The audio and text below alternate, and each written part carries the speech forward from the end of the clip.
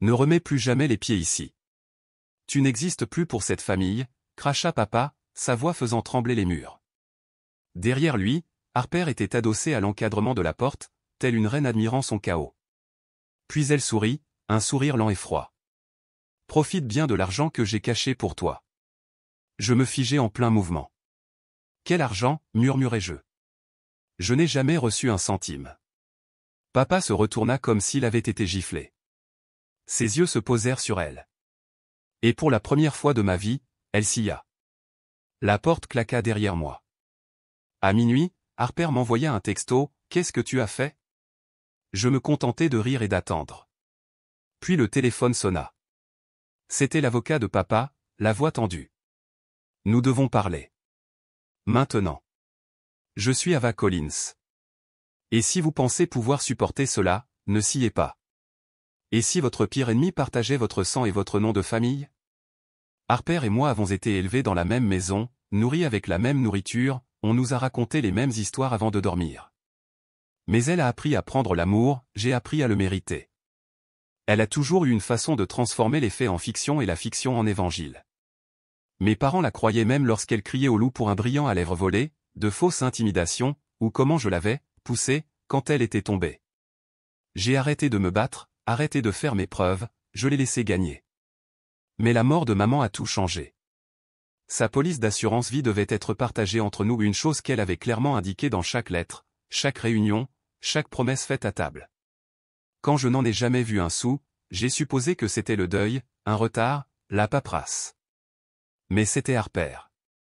Elle l'avait pris, avait menti, falsifié, manipulé papa.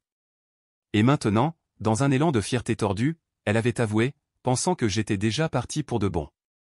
Mais elle ne savait pas que j'avais trouvé la preuve. Elle ne savait pas que maman m'avait laissé une lettre. Elle ne savait pas que j'avais déjà envoyé des copies à l'avocat. Et elle ne savait pas que papa était sur le point de découvrir exactement qui elle était. On n'efface pas la fille discrète. On lui apprend simplement à frapper en silence. Et moi j'en avais fini d'être silencieuse. J'ai rencontré l'avocat de papa à son bureau. L'aube venait de poindre. Le soleil n'avait même pas encore dépassé les arbres, mais la vérité n'attend pas la lumière du jour. Il avait l'air pâle, en manque de sommeil. Elle a dit à votre père que vous lui aviez demandé de garder votre moitié, dit-il d'un ton neutre. Que vous étiez instable. Que vous la gâcheriez. Je ne sciais pas, c'est un mensonge audacieux pour quelqu'un qui a acheté une Lexus neuve la semaine même de la mort de maman. Il tressaillit. Elle lui a dit que c'était un cadeau de son fiancé. Harper n'aime même pas les hommes qui ont les moyens de se l'offrir. Elle préfère ce qu'elle peut contrôler. Il me regarda alors, pour la première fois. Vous n'êtes pas ici pour vous expliquer. Vous êtes ici pour y mettre un terme, n'est-ce pas? Je plongeai la main dans mon sac et en sortis l'enveloppe. La lettre manuscrite de maman, datée, paraphée, glissait derrière une vieille photo de nous sur la plage. L'un des derniers jours où nous étions tous ensemble, avant le cancer, avant les mensonges. Il la lut en silence. Lorsqu'il atteignit la dernière ligne, ses mains tremblèrent. Si Ava lit ceci, cela signifie que Harper a encore menti. Donne tout à Ava. C'est elle qui me voyait même quand je ne pouvais plus me voir moi-même. Il déglutit. Ceci change tout. Je me penchai en avant. Non. Cela clarifie tout. 1 heure plus tard, papa m'appela. Sa voix était basse, brisée. Elle m'a dit qu'elle l'avait fait pour toi. Elle m'a dit qu'elle avait caché mon argent. Pas volé, dis-je. Silence. Je ne voulais pas le croire, dit-il. Mais l'avocat, il m'a montré la lettre de ta mère et les relevés bancaires. Les retraits de Harper ont commencé le lendemain des funérailles. Je sais, dis-je. Je le sais depuis des semaines. J'ai juste attendu qu'elle s'enterre elle-même. Tu aurais pu venir me voir. J'ai essayé, murmurai-je. Tu as simplement écouté la fille la plus bruyante. Il ne répondit pas. Mais cette nuit-là, Harper le fit. On frappa à ma porte. 3 coups légers. J'ouvris et la trouvai là, le mascara coulé, la mâchoire serrée, tenant un sac de sport. Je ne suis pas ici pour supplier, dit-elle. Tant mieux, répondis-je. Parce que je ne suis pas ici pour pardonner. Et puis je lui tendis l'assignation en justice. Le rire de Harper résonna dans mon couloir. Pas fort, pas amusé, juste désespéré. Tu vas vraiment faire ça, dit-elle en agitant l'assignation comme si c'était une invitation à une fête. Après tout ce qui s'est passé? Je m'appuyais contre le cadre de la porte. Calme, froide. Après tout ce qui s'est passé. C'est exactement pour ça que je le fais. Elle s'avança, les yeux fous. Tu ne comprends pas l'image que ça donne à papa. À tout le monde. Je souris. Oh, si. C'est pourquoi j'ai déposé une plainte auprès du greffier du comté et envoyé par courriel chaque élément de preuve au conseil d'administration du trust familial. On ne se fait pas seulement prendre, Harper. On est documenté. Pendant un instant, son visage se fissura. Le masque qu'elle portait toujours, le charme qu'elle utilisait comme une arme, tout cela glissait. Tu veux vraiment détruire cette famille, murmura-t-elle. Tu l'as déjà fait. Je ne fais que mettre ton nom sur les décombres. Elle ne dit rien. Elle ne pouvait pas, car elle savait ce qui allait arriver. La date du procès était fixée à 10 jours plus tard. Les accusations, fraude financière, falsification et détournement d'héritage. Papa n'eut d'autre choix que d'approuver une fois qu'il vit les registres. Plus de 238 000 $ siphonnés par de faux chèques, des autorisations falsifiées et des dépenses personnelles qui criaient la culpabilité. Une semaine avant le procès, papa m'invita à la maison. La maison? Celle où je n'avais pas mis les pieds depuis le jour où il m'avait dit que je n'existais plus pour cette famille. Il se tenait sur le porche, vêtu de la même veste qu'il portait aux funérailles de maman. Ses mains tremblaient. « Je te dois des excuses, dit-il. Mais je sais que ce n'est pas suffisant. » Non, dis-je, mais c'est un début. Il me tendit quelque chose enveloppé dans du velours bleu. Je le dépliai lentement. Le médaillon de maman. À l'intérieur, une photo de nous. Moi à 6 ans, elle souriant comme si elle savait qu'un jour j'aurais besoin de me souvenir de ce moment. Elle m'a laissé ça, dit-il. M'a dit de te le donner quand tu aurais besoin de force. Je pense que c'est le moment. Je hochai la tête. Pas de larmes. Je les avais toutes pleurées il y a des années. Harper m'appelait la fille ennuyeuse. Disait que je ne serais jamais rien sans son ombre pour me tenir. Mais maintenant, c'était elle qui fuyait la lumière. Le palais de justice sentait le vieux bois et le regret. Harper était assise à la table de la défense, vêtue de beige, comme si elle essayait de disparaître. Fini ses talons et son arrogance de marque, remplacée par des chaussures plates fournies par le tribunal et un avocat commis d'office feuilletant un dossier d'excuses faibles. Elle ne voulait pas me regarder, mais je m'assurais que tous les autres le fassent. Le juge appela notre affaire.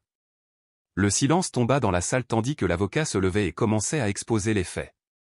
Votre honneur, nous présentons des preuves de fraude financière systématique ayant commencé dans les jours suivant le décès de Margaret Collins. L'accusé, Harper Collins, a délibérément trompé son père, falsifié des documents et privé sa sœur de l'héritage que sa mère lui destinait.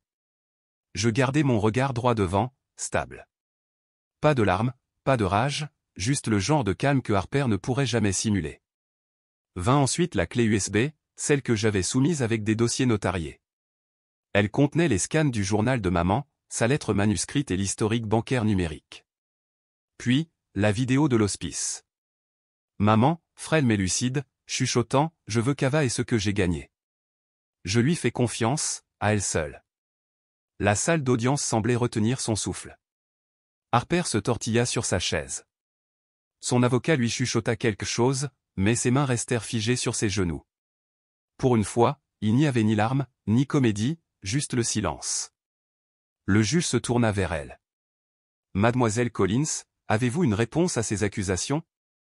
Elle se leva lentement, sa voix basse, monocorde. J'étais en deuil. Je pensais que je protégeais mon père. Je ne pensais pas qu'Ava gérerait bien l'argent. Je ne pensais pas qu'elle comprendrait ce que signifiait porter ce fardeau. Un hoquet de surprise dans l'assistance, un de nos cousins, peut-être. Je me levai. Quel fardeau, Harper? L'argent de maman, ou la culpabilité de l'avoir volé alors que son corps était encore chaud? Elle me regarda alors, non pas avec haine, ni même avec colère, mais avec peur, car elle voyait ce que j'étais devenu. Non pas l'ombre faible et silencieuse sur laquelle elle avait l'habitude de marcher, mais la tempête qu'elle avait créée, une tempête qui ne pardonnait pas, n'oubliait pas, et ne s'arrêtait pas tant que la vérité n'était pas clouée au plancher de chaque pièce où elle avait jamais menti. Le juge prit la parole, je vais examiner les témoignages et rendre une décision dans les 48 heures. Mais je connaissais déjà le verdict, car la justice n'était pas à venir. Elle était déjà arrivée en moi. Le lendemain matin, le nom de Harper faisait la une pour toutes les mauvaises raisons. Les chaînes d'information locales s'en emparèrent, une sœur expose une fraude à l'héritage après la mort de sa mère. Une querelle de famille se termine par un coup de théâtre au tribunal. La dernière lettre de Margaret Collins change tout. Et les photos au pastel, parfaites, de son Instagram. Non, ils utilisèrent la photo du tribunal. Harper, pâle, brisé, les yeux écarquillés d'incrédulité. Je ne souris pas en voyant cela, mais je n'éprouvais pas de pitié non plus. Parce que la vérité ne demande pas d'applaudissements. Elle demande juste à être entendue. Papa appela vers midi. Sa voix était rauque. Elle reste dans la chambre d'amis chez moi, dit-il doucement. Jusqu'à la décision. Je ne savais pas où la mettre d'autre. Je ne dis rien. Elle m'a demandé si je témoignerais pour elle, ajouta-t-il. Je lui ai dit que je l'avais déjà fait, pour toi. Cette phrase me fit marquer une pause. C'est toujours ma fille, continua-t-il. Moi aussi, répondis-je. Mais je n'ai jamais été la tienne quand cela comptait. La communication fut coupée un instant plus tard. Ce soir-là, je me tenais devant la maison du lac. Celle que maman avait achetée avec sa première commission immobilière. Celle que Harper avait toujours appelée la sienne parce qu'elle y organisait les plus grandes fêtes. Mais l'acte de propriété y portait mon nom maintenant. J'entrai. Les murs sentaient encore l'huile de citron et les vieux secrets. Je trouvai une boîte dans le placard, une que je n'avais jamais vue auparavant, étiquetée de la main de maman, pour Ava, quand elle sera prête. À l'intérieur se trouvaient des reçus, des lettres, des photos, même une cassette audio. Je trouvai un vieux lecteur dans le garage et appuyai sur lecture. La voix de maman s'écoula comme un rayon de soleil chaud. Si tu écoutes ceci, tu connais déjà la vérité. Et tu es restée bienveillante malgré tout. C'est ce qui fait de toi ma fille. Mes mains tremblèrent. Non pas de chagrin, mais de quelque chose de plus profond. La reconnaissance. Elle m'avait vu à travers le bruit, à travers les performances de Harper, à travers les années. Elle savait. Et soudain, chaque moment que j'avais passé à être ignoré n'avait plus d'importance, car elle regardait toujours, attendant toujours que je m'élève. Je me tins dans cette maison et je le sentis. Ce n'était pas une vengeance. C'était une restauration. Harper avait volé de l'argent, mais j'avais récupéré quelque chose de plus puissant, ma place. 2 jours plus tard, le jugement tomba. Harper fut officiellement reconnu coupable de fraude financière, de falsification et de détournement d'héritage. Sa peine, 5 ans de probation, 200 heures de travaux d'intérêt général et la restitution intégrale des fonds volés avec intérêt. Pas de prison. Mais je m'en fichais, car le tribunal m'avait donné ce qui comptait le plus, la pleine propriété du domaine, du trust et de l'héritage de maman. Harper devait tout rendre. Et cette fois, elle le fit avec des mains tremblantes dans un bureau de banque rempli de témoins. Elle apposa la dernière signature sur la table sans un mot. Je signai après elle. Calme. Inébranlable. Fini. Dehors, elle me suivit jusqu'au trottoir. Sa voix était creuse. Je n'aurais jamais pensé que tu le ferais vraiment. Je me tournai lentement. Alors tu ne m'as jamais vraiment connu. Elle grimaça comme si la vérité la piquait plus que la prison ne l'aurait jamais fait. Tu penses que maman serait fière de ça?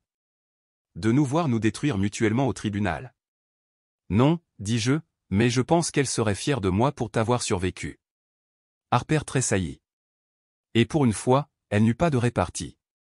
Elle paraissait plus petite maintenant, non pas à cause de la peine, mais parce que son pouvoir s'était évaporé, entièrement construit sur des mensonges, la manipulation et la conviction que personne ne lui demanderait jamais de compte.